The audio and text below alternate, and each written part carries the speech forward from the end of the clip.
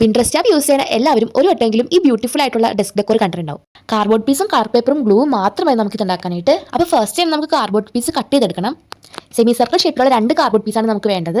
നിങ്ങളുടെ വലിയ cardboard piece ഉണ്ടെങ്കിൽ അത് സർക്കിൾ ഷേപ്പിൽ കട്ട് ചെയ്തിട്ട് അത് 2 പീസാക്കിയാൽ മതി. ഇനി നമ്മുടെ ഈ ഡെസ്ക് ഓർഗനൈസറിന് എന്തോരം വീതി വേണം അതനുസരിച്ച് ഒരു പീസും കൂടി കട്ട് ചെയ്തെടുക്കണം. കട്ട് ചെയ്യുമ്പോൾ ശ്രദ്ധിക്കണം, നമ്മൾ നേരത്തെ കട്ട് ചെയ്ത് വെച്ചിട്ടുള്ള സെമി സർക്കിൾ ആയിട്ടുള്ള കാർഡ്ബോർഡ് പീസായിട്ട് ഇത് ജോയിൻ ചെയ്യാനുള്ളതാണ്. അപ്പോൾ ആ നീളത്തിൽ വേണം കട്ട് ചെയ്തെടുക്കാനായിട്ട്. ഇനി നമ്മുടെ ഓർഗനൈസറിന് കമ്പാർട്ട്മെൻറ്റ്സ് വേണം. കമ്പാർട്ട്മെൻറ്റ്സിനായിട്ട് ഞാൻ സെയിം തന്നെ കാർഡ്ബോർഡ് പീസാണ് കട്ട് ചെയ്തെടുക്കുന്നത്. ഞാൻ 2 കമ്പാർട്ട്മെൻറ്റ്സിന് വേണ്ടി 3 കാർഡ്ബോർഡ് പീസാണ് കട്ട് ചെയ്തെടുക്കുന്നത്. നിങ്ങൾക്ക് 3 കമ്പാർട്ട്മെൻറ്റ് വേണമെങ്കിൽ 4 പീസ് കട്ട് ചെയ്തെടുക്കാം.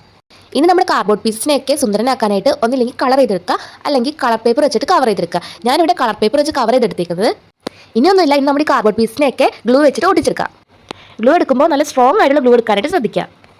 അപ്പോൾ നമ്മുടെ ഓർഗനൈസർ റെഡി ആയിട്ടുണ്ട്. ഇനി നമുക്കിത് ഒന്നും കൂടി കളറാക്കാനായിട്ട് കുറച്ച് പെയിൻ്റ് ഒക്കെ അടിച്ച് സുന്ദരനാക്കാം. പെയിൻ്റ് അടിക്കുന്ന വീഡിയോ എടുക്കാൻ മറന്നുപോയി. അപ്പോൾ ഇതാണ് നമ്മൾ പെയിൻ്റ് അടിച്ചിട്ടുള്ള ഫൈനൽ ലുക്ക്. ഇനി ഫൈനലായിട്ട് 2 ക്ലൗഡ്സ് കൂടി ഒട്ടിച്ച് കഴിഞ്ഞാൽ നമ്മുടെ പിൻട്രസ്റ്റ് ആയിട്ടുള്ള ഡെസ്ക് ഓർഗനൈസർ ഇവിടെ റെഡിയായി. അപ്പോൾ വീഡിയോ ഇഷ്ടപ്പെട്ടാൽ ലൈക്ക് ചെയ്യാനും കമൻറ്റ് ചെയ്യാനും, അതുപോലെ യൂട്യൂബിലാണ് കാണണമെങ്കിൽ സബ്സ്ക്രൈബ് ചെയ്യാനും, ഇൻസ്റ്റാഗ്രാമിലാണ് കാണണമെങ്കിൽ ഫോളോ ചെയ്യാനും മറക്കരുതേ.